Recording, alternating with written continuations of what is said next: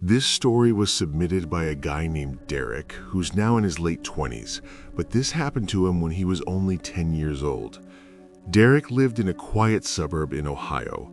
His parents both worked full-time, and his older sister was usually around after school to watch him, but one day she had to stay late for play rehearsal.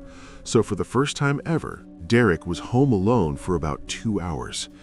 His mom gave him the usual instructions: lock the doors, don't answer for anyone, call if you need anything. Derek wasn't worried. He was excited, actually. He felt grown up.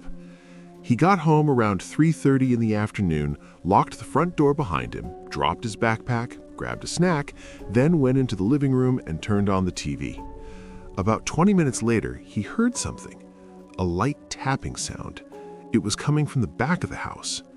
He muted the TV and listened.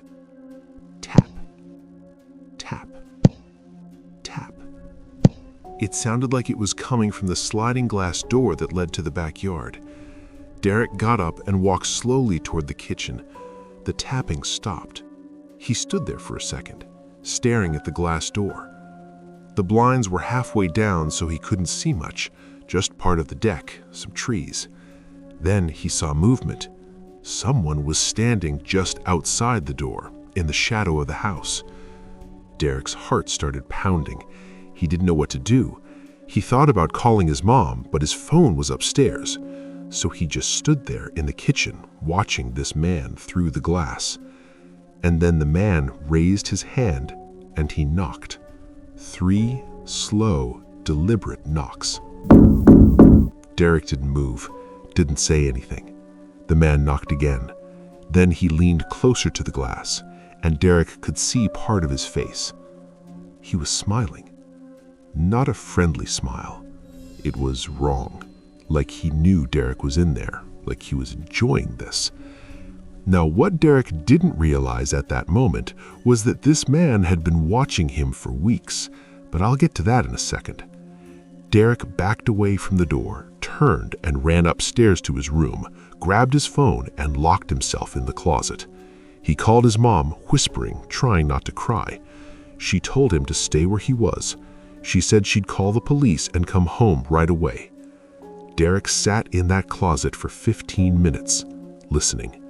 He could hear footsteps on the deck below, slow, heavy footsteps walking back and forth. The footsteps would stop right outside certain windows. Derek could hear the man testing the windows, pushing on them gently, checking if any were unlocked. One window, then another. Then the back door handle started to rattle. Derek pulled his knees to his chest and held his breath. The rattling stopped. Then he heard something that made his blood run cold. The man was whistling, a slow, cheerful tune, like he was enjoying himself, like this was all just a game to him. Then nothing. Silence. When his mom got home with a police officer, they checked the backyard. The man was gone. But they found something. On the deck, right in front of the sliding door, there were muddy footprints, and next to the door, someone had used a stick to scrape a message into the dirt on the glass. It said, "I'll see you again." But there was more. When the police checked the side of the house, they found a small notebook wedged between the fence and the wall. Inside were pages of handwritten notes, dates, times, descriptions of Derek's daily routine. Boy arrives home 3:15 p.m., alone until 5 p.m. Sister sometimes later. Parents home by 6:30 p.m. The man had been studying Derek's schedule for at least 3 weeks, planning, waiting for the right moment. The police dusted for prints, but found nothing. They checked with neighbors. No one had seen anyone suspicious. No one knew who this man was. But here's the part that still haunts Derek to this day. 2 weeks after the incident, Derek's mom was going through old security camera footage from their doorbell camera just to see if she could spot anything unusual. She found something. 3 weeks before the incident, on a Tuesday afternoon, a man matching the same description had walked up to their front door. He didn't knock. He didn't ring the bell. He just stood there for almost 2 full minutes, staring at the door. Then he slowly backed away and left. But it gets worse. The timestamp showed he'd done this 4 separate times over those 3 weeks, always in the afternoon, always when Derek would have been home alone if his sister wasn't there. The man was testing, learning their patterns, waiting for his opportunity. Derek's family moved 6 months later. They never heard from the man again, but Derek still can't be home alone without checking every window, every door, multiple times, and he still has nightmares about that smile through the glass.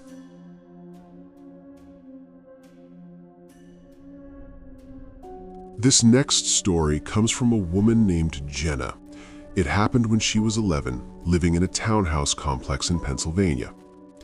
Jenna's parents were divorced. She stayed with her mom during the week, and her mom worked as a nurse. Sometimes her mom worked night shifts, and Jenna would be alone from around 6 p.m. until her grandma could come over at 9 or 10. Jenna was used to it. She'd do her homework, watch TV, heat up dinner. She felt safe. The doors were locked, her neighbors were close by, nothing bad had ever happened. But one night, something changed. It was a Thursday in October. Jenna's mom left for work around 5:30. Jenna locked the door and settled in. She was watching a show in the living room when she noticed something outside the front window. There was a man standing on the sidewalk directly across the street, just standing there, staring at her house. Jenna got up and moved to the side of the window so she could see him without being seen. He was middle-aged, average height, wearing a gray hoodie, and he wasn't moving. He was just staring. She watched him for about a minute. Then he turned and walked away. Jenna tried to brush it off. Maybe he was waiting for someone. Maybe he was lost. She went back to her show. But 20 minutes later, she looked at the window again. He was back. Same spot, same position, staring. This time, Jenna closed the curtains. She felt uneasy. She thought about calling her mom, but she didn't want to worry her at work. So she just stayed on the couch, trying to focus on the TV. What Jenna didn't know was that closing those curtains was exactly what the man had been waiting for. But you'll understand why in a moment. An hour passed. Jenna tried to ignore the creeping feeling in her stomach. She turned up the volume on the TV, trying to distract herself, but then she needed water. Her throat was dry. She couldn't sit still anymore. She went to the kitchen to get water. The kitchen window faced the side yard, and when she glanced out, her stomach dropped. The man was standing in her side yard, right outside the window, about 10 feet away, staring directly at her. Jenna screamed and dropped the glass. It shattered on the floor. She ran to the front door, checked the lock, then ran upstairs to her room and called her grandma. Her grandma told her to call 911. Jenna did. She told the dispatcher everything and stayed on the line. The dispatcher kept her talking, kept her calm, told her police were 3 minutes away. But then Jenna heard something, a soft, creaking sound coming from downstairs, like someone was walking on the old floorboards in the living room. Jenna whispered to the dispatcher, "I think he's inside." The dispatcher told her to stay quiet, stay on the line, stay in her room with the door locked. Police were 1 minute away. Jenna sat on her bed, holding her breath, listening. The footsteps stopped. Then she heard it, the sound of someone slowly climbing the stairs. One step, then another. Deliberate, unhurried. She looked at her bedroom door. The handle started to turn. A police officer arrived within 6 minutes total. When he came through the front door announcing himself, the footsteps on the stairs stopped. Then there was the sound of running. The back door slammed open. When the officer got upstairs, Jenna was hysterical. He checked the house. The back door was wide open. The man was gone. When more officers arrived and checked the side yard, they found something. There were muddy shoe prints under the kitchen window, and in the dirt near the foundation, someone had placed a small folding chair, like he'd been sitting there, watching through a long time. But the most disturbing part was what they found in that chair. Wedged into the seat cushion was a small digital camera, one of those cheap ones you can buy at any local Target. The officers turned it on and checked the photos. There were over 300 pictures, all of Jenna, through windows, doing her homework, watching TV, eating dinner, getting ready for bed. The timestamps went back 6 months. This man had been watching her, photographing her every single time she was home alone. The officer asked if Jenna recognized the man. She said no. But the next day, her mom was talking to a neighbor and learned something disturbing. The man was their next-door neighbor. He'd lived there for 2 years. Jenna had never noticed him before. Her mom had only seen him once or twice. He was quiet, kept to himself, worked from home. He was questioned by police. He claimed he was just walking around and denied everything. The camera couldn't be traced to him definitively, no fingerprints, paid in cash. No charges were filed due to lack of concrete evidence. But 2 weeks later, he moved out in the middle of the night. No forwarding address, no explanation. Here's what makes Jenna's skin crawl to this day. A year later, Jenna's mom received an unmarked envelope in the mail, no return address. Inside was a single photograph.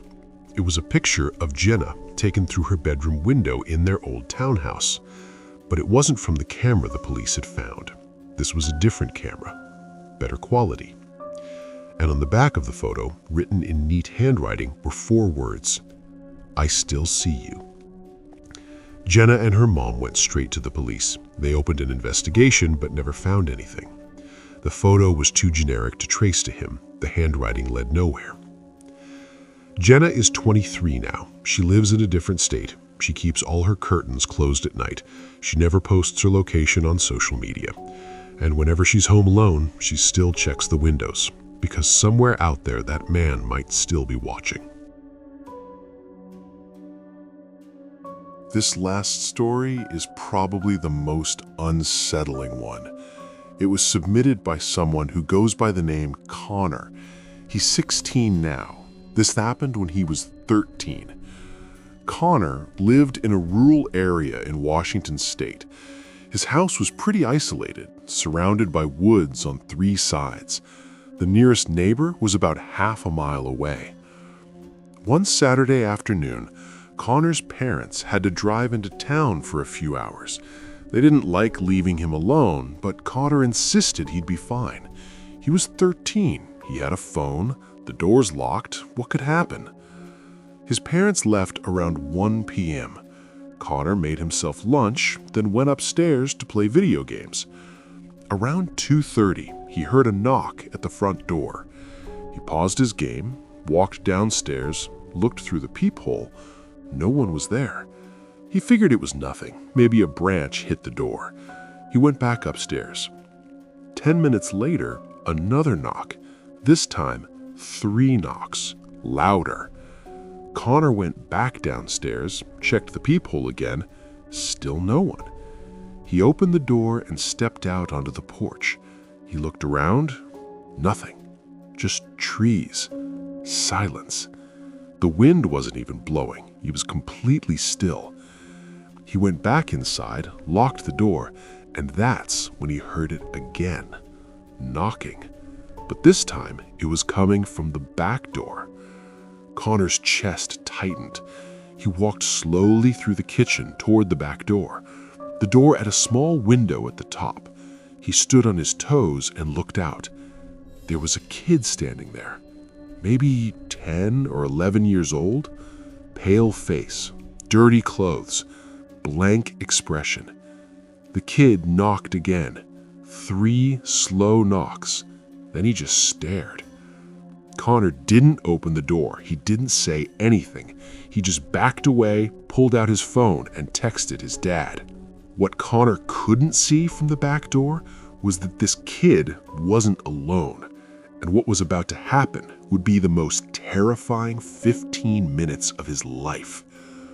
Before his dad could respond, Connor heard knocking again, this time from the side of the house, then from the front again, then the back.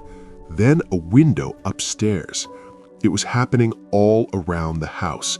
Different doors, different windows. The knocking would stop for a few seconds, then start again somewhere else. It was rhythmic, coordinated, like they were taking turns. Connor ran upstairs to his room, locked the door. He could still hear it. Knock, knock, knock, moving around the house, like multiple people were circling it. He called his dad. His dad told him to stay in his room and that they were on their way home. Connor sat on his bed, listening. The knocking continued for another 10 minutes.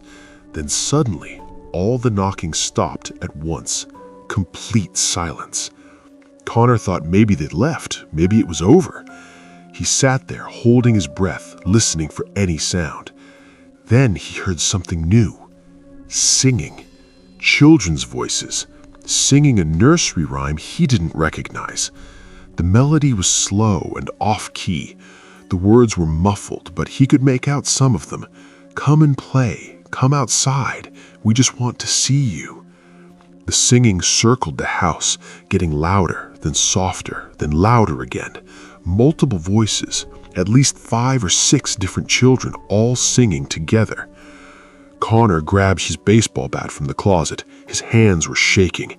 He kept his phone pressed to his ear, his dad on the line, telling him to stay calm and that they were 10 minutes away. Then Connor made a mistake. He looked out his bedroom window. Down below in the yard, he could see them. 6 children, standing in a circle around his house. They were all facing the house, all completely still, and they all started staring up at his window, staring directly at him. The moment Connor's face appeared in the window, they all smiled at once. Not normal smiles, wide, unnatural grins. And then, in perfect unison, they all started walking toward the house.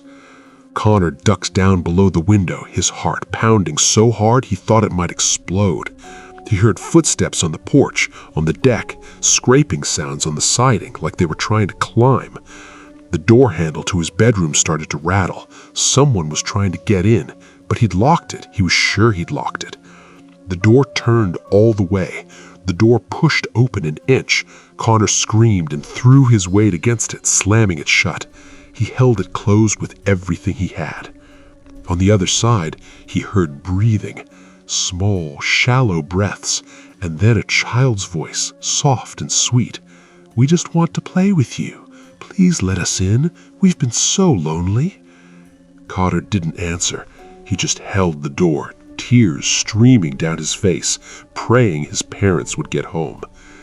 Then he heard the most terrifying sound. His dad's voice on the phone said, "Connor, we're pulling into the driveway right now." Instantly, the pressure on the door stopped. The breathing stopped. Everything went silent. When Connor's parents got home, they found him in his room, still holding the door shut, covered in sweat. They checked the entire property. They didn't find anyone. No children, no footprints near the door. Nothing. But they found something strange. Around the perimeter of the house, in the dirt and mud, there were dozens of small footprints, child-sized footprints, all around the house, in a perfect circle. But here's where it gets truly disturbing. Connor's dad counted the footprints. Based on the stride and pattern, it looked like there had at least been 5 or 6 different children all walking around the house at the same time. They called the police. An officer came out and took a report. He examined the footprints and took photos. He said he'd check with neighboring properties and nearby towns to see if anyone had reported missing children or suspicious activity. 3 days later, the officer came back. He had a strange look on his face. He asked to speak to Connor's parents privately. Connor listened from the stairs. The officer explained that he'd done some research. 20 years ago, in the same woods behind their property, 6 children had gone missing during a camping trip. They were never found. The case went cold. The woods were searched for months, but there was never any trace of them.